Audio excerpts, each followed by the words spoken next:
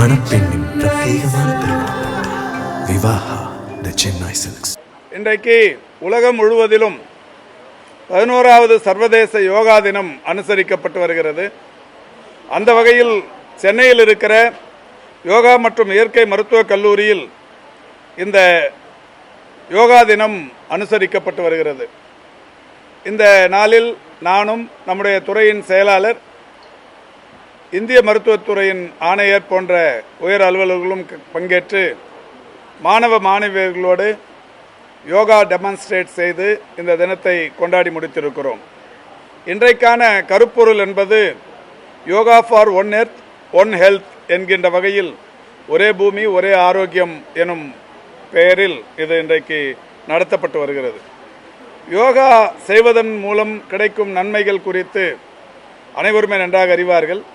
உடலையும் அதன் உள் உறுப்புகளையும் பலம் பெறச் செய்வது, அதை புத்துணர்ச்சி அடைய செய்வது, நாள் முழுவதும் சுறுசுறுப்புடன் இருக்க உதவுவது, நோய் வராமல் தடுப்பது, வந்த நோயை கட்டுக்குள் வைத்திருப்பது, கோபத்தையும் பயத்தையும் நீக்குவதற்குரிய உடலை சாந்தப்படுத்திக் கொள்ள உதவுவது, அதிகப்படியான உடல் எடையை குறைப்பது, தசைகளின் இறுக்கத்தை தளர்வடைய செய்ய உதவுவது போன்ற பல்வேறு விஷயங்களுக்கு யோகா பயிற்சி இன்றைக்கு உறுதுணையாக இருக்கிறது. முத்தமிழறிஞர் கலைஞர் அவர்கள் 1997 யோகா மற்றும் இயற்கை மருத்துவத்தை இங்கே தமிழ்நாட்டில் தொடங்கினார்கள். இந்தியாவிலேயே யோகா, சித்தா, ஆயுர்வேதம், யுனானி, ஹோமியோபதி போன்ற 5 இந்திய மருத்துவ முறைகளும் ஒரே மாநிலத்தில் இருப்பதென்பது தமிழ்நாட்டில் மட்டும்தான்.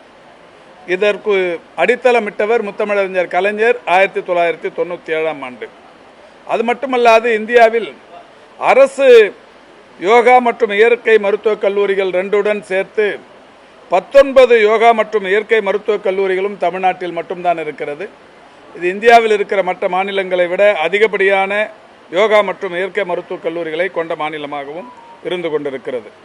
மாண்புமிகு தமிழ்நாட்டின் முதலமைச்சர் அவர்கள் 2022 96 கோடி ரூபாய் செலவில் 50 ஏக்கர் நிலப்பரப்பில் கட்டப்பட்ட சர்வதேச யோகா மற்றும் இயற்கை மருத்துவ அறிவியல் நிறுவனத்தை செங்கல்பட்டுவில் தொடங்கி வைத்தார்கள் என்பது சிறப்புக்குரிய ஒன்று.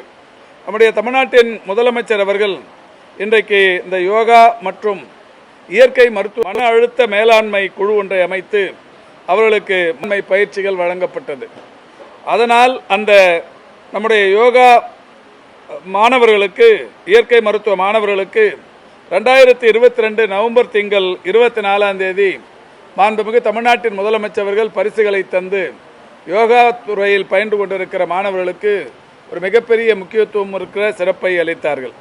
அதோடு மட்டுமல்லாது நம்முடைய மாண்புமிகு தமிழ்நாட்டின் துணை முதலமைச்சர் அவர்கள் யோகாவுக்கான ஒரு கேலோ இந்தியா விளையாட்டு விருதினை 2024 பிப்ரவரி திங்கள் 23 வழங்கி சிறப்பித்தார்கள். நம்முடைய மாண்புமிகு தமிழ்நாட்டின் முதலமைச்சர் அவர்களால் இன்றைக்கு இந்த துறையில், இந்திய மருத்துவத் துறையில் பல்வேறு புதிய கட்டமைப்புகள் மேம்படுத்தப்படுவதும் இதனுடைய சேவை அதிகரித்து வருவதும் என்பது தொடர்ச்சியாக இருந்து கொண்டிருக்கிறது. அந்த வகையில் இன்றைக்கு தமிழ்நாடு முழுவதிலும் அனைத்து அரசு மருத்துவக் கல்லூரி மருத்துவமனைகளில், பெரிய மாவட்ட அளவிலான மருத்துவக் கல்லூரி மருத்துவமனைகளில் இன்றைக்கு யோகா பயிற்று மையங்கள், இந்திய மருத்துவ முறைகள் என்பது எல்லா இடங்களிலேயும் இருந்து கொண்டிருக்கிறது. மாண்புமிகு தமிழ்நாட்டின் முதலமைச்சர் அவர்கள் இன்றைக்கு இந்த துறைக்கு ஒரு 38 மாவட்டங்களில் 100 அரசு மருத்துவமனைகளில் ரூபாய் 7 கோடி செலவில் ஒரு இயற்கை மருத்துவ நலவாழ்வு மையங்களை அமைப்பதற்கு கடந்த நிதிநிலை அறிக்கையில் ஒப்புதல் தந்து இன்றைக்கு அதுவுமே கூட மிக விரைவில் வரவிருக்கிறது. ஏற்கனவே இந்த அரசு பொறுப்பேற்றதற்கு பிறகு சித்த மருத்துவம், யுனானி, யோகா, ஆயுர்வேதம், ஹோமியோபதி போன்ற துறைகளில் இருக்கிற காலி பணியிடங்கள், மருத்துவ பணியிடங்களை கடந்த ஆண்டு நிரப்பினார்கள். தற்போது காலியாக இருக்கிற பணியிடங்கள் சித்த மருத்துவர்களை பொறுத்தவரை 59, ஆயுர்வேத மருத்துவர்களை பொறுத்தவரை 2, யுனானி மருத்துவத்தை பொறுத்தவரை 1, யோகா மற்றும் இயற்கை மருத்துவர்கள் 53. ஆக இந்த 115 இந்திய மருத்துவ முறை மருத்துவர்களுக்கு வருகிற 30 பணியாணைகளை தரவிருக்கிறார்கள். இந்த பணியாணைகளை தந்ததற்கு பிறகு இந்திய மருத்துவத்துறையில் ஒரு காலி பணியிடம் கூட இல்லை என்கின்ற நிலை உருவாக இருக்கிறது. அதோடு ஒரு 56 சுருக்கெழுத்து தட்டச்சர்களுக்கும் பணியாணைகளை தரவிருக்கிறார்கள் 30ஆம் தேதி தலைமைச் செயலகத்தில். அதோடு மட்டுமல்லாது இந்த இந்திய மருத்துவத்திற்கு தேவையான கட்டமைப்புகளை மேம்படுத்துவதற்குரிய தேவையான நிதியை தொடர்ந்து தந்து உதவி கொண்டிருக்கிறார்கள். அந்த வகையில் இன்றைக்கு இந்த சர்வதேச யோகா தினத்தில் மாணவர்களும் பொதுமக்களும் மகிழ்ச்சியோடு பங்கேற்று சிறப்பித்திருக்கிறார்கள். உங்களுக்கு தெரியும், ஆளுநர் அவர்கள் இதற்கு ஒப்புதல் தராமல் இருந்து நம்முடைய சட்டமன்றத்தில் அந்த மசோதாவை திரும்ப பெற்றுக் கொள்ளப்பட்டது. அது இப்போ சட்டப்பூர்வமான கிளாஸ் எல்லாம் முடித்து இப்போ திரும்பவும் எதிர்வரும் சட்டமன்ற கூட்டத்தொடரில் வைப்பதற்குரிய நடவடிக்கை எடுக்கப்பட்டு வருகிறது. மாண்புமிகு தமிழ்நாட்டின் முதலமைச்சர் அவர்கள் ஏற்கனவே அடுத்து வருகிற சட்டமன்ற கூட்டத்தொடரில் அதை பிளேஸ் செய்யலாம் என்று சொல்லியிருக்கிறார்கள். அப்படி வருகிற போது அதற்குரிய கட்டமைப்புகள் எல்லாம் முடித்து இதே வளாகத்தில் ரூபாய் 2 கோடி செலவில் அலுவலகம் எல்லாம் தயாராக இருக்கிறது. நம்முடைய மாதவரம் பகுதியில் 25 ஏக்கர் நிலம் கையகப்படுத்தப்பட்டு பல்கலைக்கழகம் அமைப்பதற்குரிய இடத்தையும் தேர்வு செய்து தயார் நிலையில் இருக்கிறது. அலுவலகம் போன்ற பணிகள் இங்கே முடித்து தயார் நிலையில் இருக்கிறது. அந்த சம்பந்தப்பட்ட மசோதா சட்டமன்றத்தில் நிறைவேற்றியதற்கு பிறகு சம்பந்தப்பட்டவர்களின் ஒப்புதலை பெற்று நிச்சயம் தமிழ்நாட்டில் எப்படியானும் சித்த மருத்துவ பல்கலைக்கழகம் வந்தே தீரும் என்பதில் மாறுபட்ட கருத்தில்லை. பல இடங்களில் பல இடங்களில் அந்த பராமரிப்பு பணிகள் குறைவாக இருக்கும். ஏன்னா நிறைய அந்த ஆரம்ப சுகாதார நிலையம்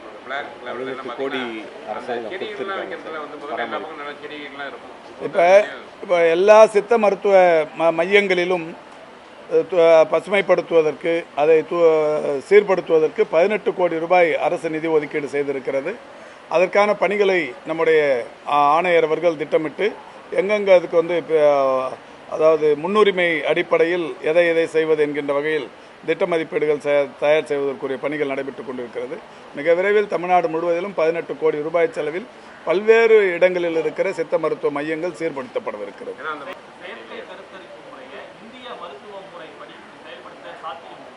அதாவது ஏற்கனவே ஆங்கில மருத்துவ முறைப்படி இப்போ இந்த அரசு வந்ததுக்கு பிறகுதான் அதை செய்து கொண்டிருக்கிறோம். குறிப்பாக எழும்பூர் அரசு மருத்துவமனையில் அது தொடங்கப்பட்டு செயற்கை கருத்தரித்தல் மையம் என்பது மிக சிறப்பாக இன்றைக்கு சென்று கொண்டிருக்கிறது.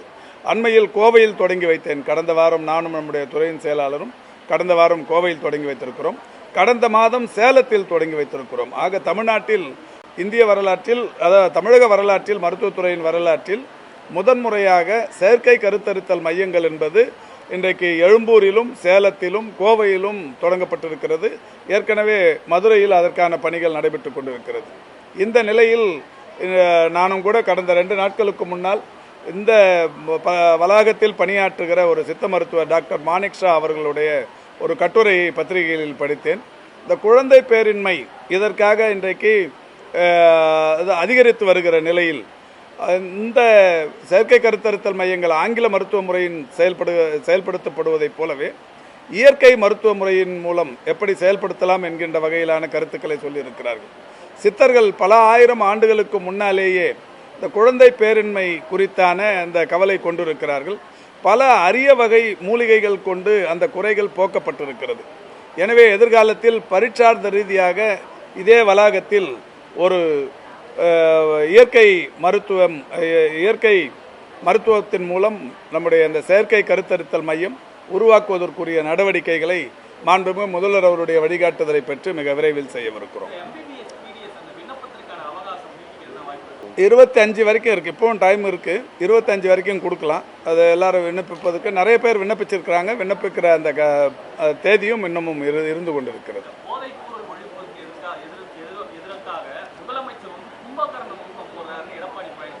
அதாவது யார் சொல்கிறதுங்கிறத ஒரு தகுதி வேணுங்க. எடப்பாடி பழனிசாமி அவர்கள் முதலமைச்சராக இருந்தபோது தான் சட்டமன்றத்தில் இன்றைய முதல்வர் எதிர்க்கட்சி தலைவராக இருந்து போதை வஸ்துக்களின் நடமாட்டம் தமிழ்நாட்டில் அதிகரித்திருக்கிறது. குறிப்பாக தடை செய்யப்பட்ட போதை வஸ்துக்கள் அனைத்துமே தமிழ்நாட்டில் அதிக அளவில் இருக்கிறது என்று சொன்னார்கள். உடனடியாக மறுத்தார் முதலமைச்சர். அடுத்த நாளே 21 சட்டமன்ற உறுப்பினர்கள் சென்னையில் எங்கே எல்லாம் கிடைக்கிறது என்கின்ற வகையில் தாராளமாக கிடைக்கிற அந்த போதை வஸ்துக்களை சட்டமன்றத்திலேயே கொண்டு போய் மாண்புமிகு இன்றைய தமிழக முதல்வர் அவர்களின் மூலம் காட்டினோம். உண்மையிலேயே போதை வஸ்துக்களை தடுப்பதற்குரிய நல்ல எண்ணம் படைத்த முதலமைச்சராக இருந்தால் எடப்பாடி பழனிசாமி என்ன செய்திருக்க வேண்டும்? இது எங்கே கிடைச்சது சொல்லுங்க, நான் உடனடியாக நடவடிக்கை எடுக்கிறேன் அப்படின்னு சொல்லியிருக்கணும்.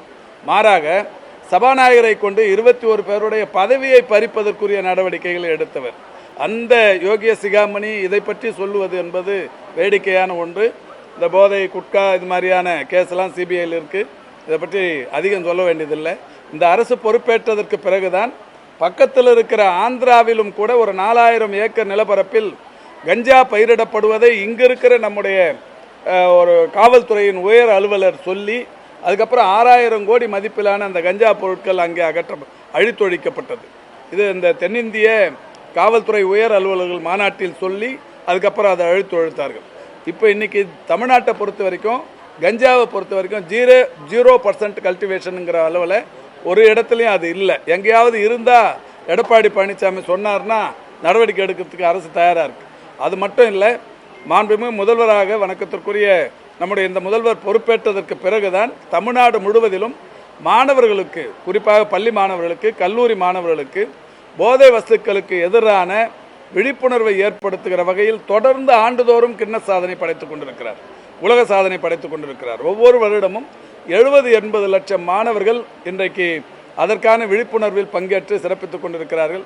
இப்படி விழிப்புணர்வை ஏற்படுத்துவது, அனைத்து துறைகளையும் ஒருங்கிணைத்து இன்றைக்கு அதை தடுக்க எடுத்த நடவடிக்கைகள், இதை விற்கிற சமூக விரோதிகளின் சொத்துக்களை பறிமுதல் செய்திருப்பது, அவர்களை மிகப்பெரிய அளவிலான தண்டனைக்குள்ளாக்கி சிறையில் அடைப்பித்திருப்பது போன்ற நடவடிக்கைகளை தொடர்ந்திருப்பது என்பது இந்த அரசு. கடந்த காலங்களில் பெருகி இருந்த அந்த போதை வஸ்துக்களின் நடமாட்டத்தை கட்டுக்குள் கொண்டு வந்து மிகப்பெரிய அளவிலான விழிப்புணர்வையும் ஏற்படுத்தி இன்றைக்கு 0% கல்டிவேஷன் என்கின்ற நிலையை கஞ்சாவில் உருவாக்கி இருப்பது இந்த அரசு என்பதை எடப்பாடி பழனிசாமி நன்கு உணர வேண்டும்.